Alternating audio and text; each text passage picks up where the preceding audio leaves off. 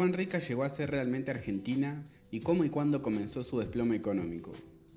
La Argentina arrancó el siglo XX siendo el país más rico del mundo y hoy tiene 40% de pobres y 10% de indigentes.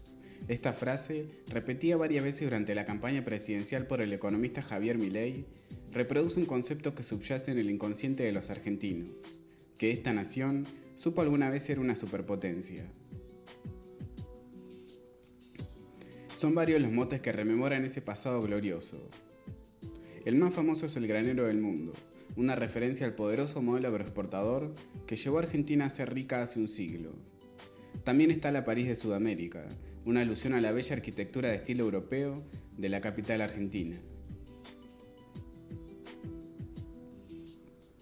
Estas nostálgicas frases son recuerdos de una época dorada que muchos en el país idealizan y que algunos políticos como Milei prometen revivir. Argentina puede volver a ser una potencia mundial, dice una y otra vez.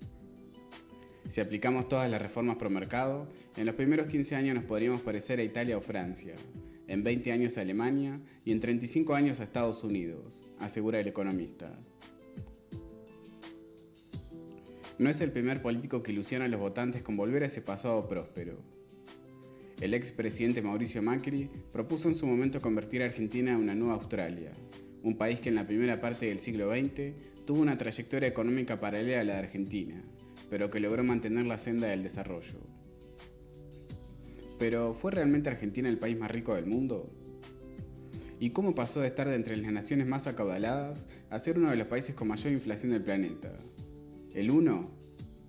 Comparar la riqueza de distintos países es complejo, pero la mayoría de los expertos considera que la mejor forma de hacerlo es medir el Producto Bruto Interno. Dado que el PBI de países periféricos como Argentina empezó a medirse oficialmente recién a mediados del siglo XX, los datos anteriores a ese periodo deben ser tomados con pinzas. No obstante, economistas de diversas ideologías coinciden en que la fuente más confiable es la base de datos del Proyecto Madison. En 2018, esa serie estadística estimó que Argentina había sido el país más rico del mundo en el año 1896 y que luego se mantuvo entre los más acaudalados. Sin embargo, la metodología utilizada fue cuestionada por muchos historiadores económicos, llevando a la publicación de una nueva serie estadística en 2020 que lo relegó al sexto puesto en 1896. No obstante, esa edición confirma que Argentina empezó el siglo XX siendo una de las naciones más ricas del mundo, una prosperidad que lo llevó a estar en el top 10 de naciones acaudaladas antes de la Primera Guerra Mundial.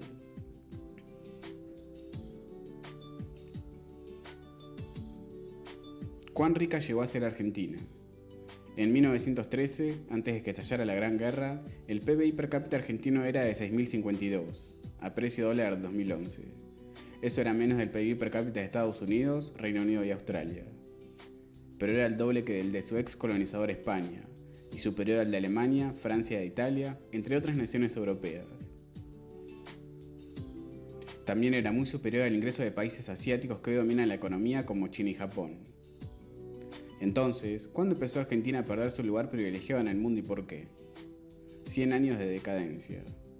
Si uno mira cómo evolucionó el PBI por habitante en el mundo en el último siglo, puede ver que la posición de Argentina en el ranking mundial fue descendiendo de manera sostenida. Es decir, aunque la riqueza de todos los países, incluyendo Argentina, fue aumentando con el paso del tiempo, la nación sudamericana arrancó el siglo XX teniendo ingresos de un país rico, y lentamente fue quedando cada vez más relegado en el tabla internacional. Muchos llaman al fenómeno de los 100 años de decadencia argentina. Algunos incluso usan el caso argentino para leccionar sobre qué no hacer. Así lo hizo la revista económica británica The Economist, que en 2014 publicó una famosa nota de portada titulada La parábola de Argentina. El artículo apuntaba claramente a un culpable por esa caída, el peronismo. El movimiento político fundado por Juan Domingo Perón y su esposa, que desde 1946 fue la principal fuerza que gobernó Argentina. Según la revista de tendencia conservadora, el peronismo generó una sucesión de populistas económicamente analfabetos que llevaron a Argentina a la ruina. Pero, ¿es verdad? El economista Fausto Spotorno compiló las estadísticas económicas de Argentina desde su fundación en 1810 hasta 2018. Espotorno señala que los datos muestran que el crecimiento económico argentino empezó a frenar a partir de 1930, cuando el país sudamericano sufrió un embate doble: los impactos de la crisis internacional por la caída de la bolsa de Wall Street y su primer golpe de estado militar. No obstante, remarcó: está claro en los números que a partir del peronismo la cosa se empezó a complicar. Argentina se parecía a una economía desarrollada, por nivel de vida, ingreso per cápita y por tasa de crecimiento, hasta 1946, es decir, hasta la llegada de Perón. Ahí es cuando empieza a aparecer la inflación. Si bien el país había tenido aumentos de precios antes, aclaró, a partir de ese momento escalaron por primera vez por encima del 20%. ¿Por qué empezó a subir la inflación? Porque aumentó mucho el gasto. Argentina tenía un gasto público del 8,5% del PBI y en la segunda mitad de la década de 1940 aumentó al 12%.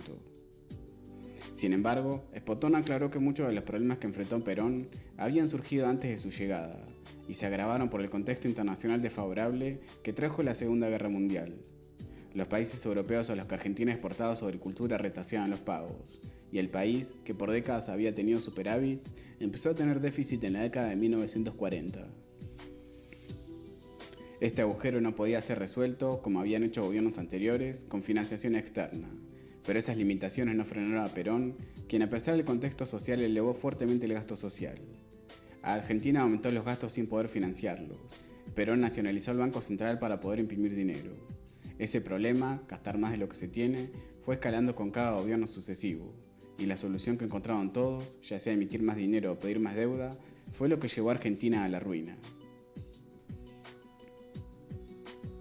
Pero también es cierto que hay muchos que sostienen que es injusto decir que Argentina perdió el rumbo por culpa del peronismo. Después de todo, esas potencias con las que se codía el país a comienzos del siglo tuvieron el beneficio del Plan Marshall. El Plan Marshall fue un programa que Estados Unidos impulsó para ayudar a los países europeos a recuperarse de la destrucción provocada por la Segunda Guerra Mundial. En cambio, Argentina, que se había tardado en declarar la guerra de Alemania y Japón, fue excluida de los mercados europeos. Respecto a la inflación, recuerdan que Perón había logrado reducirla a menos del 4% antes de ser derrocado por un golpe de Estado en 1955. Otros académicos y economistas han resaltado que si uno contrasta el trayecto económico de Argentina con el de Australia, que sufrió los mismos embates internacionales y tampoco estuvo incluido en el Plan Marshall, puede ver que el verdadero desplome del país sudamericano no ocurrió con el surgimiento del peronismo, sino décadas más tarde con la llegada del último régimen militar. Si uno compara a ambos países tomando como punto de referencia su distancia respecto al ingreso per cápita a Estados Unidos, ve que la relación se mantiene pareja desde 1900 hasta 1975. El cambio se da con el golpe de 1976. Es recién en 1975 que la economía local sufre una caída abrupta y pierde terreno por comparación no solo con los países más avanzados, sino prácticamente con todo el mundo.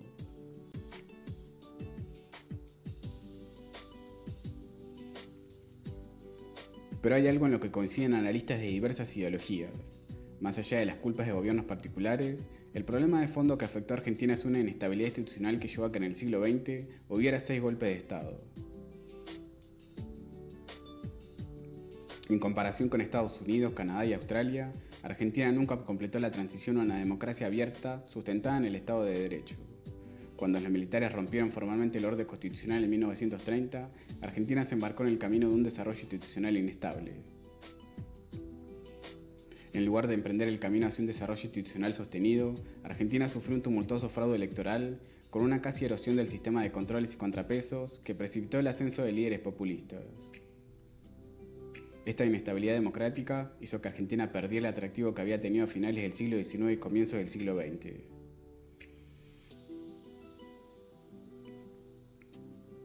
Argentina empezó a sufrir un declive cuando se dejaron de respetar dos cosas: las instituciones y la básica relación entre ingresos y gasto del Estado.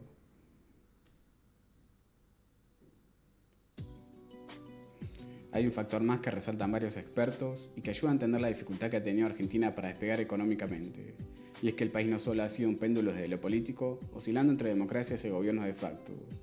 También ha ido y venido con sus políticas económicas, pasando sin escalas del nacionalismo al neoliberalismo, del proteccionismo al libre mercado, de la ortodoxia a la heterodoxia, un vaivén interminable. En 2021 se analizó el péndulo argentino en números, y encontraron que en las 6 décadas entre 1955 y 2018 hubo más de 30 cambios de rumbo.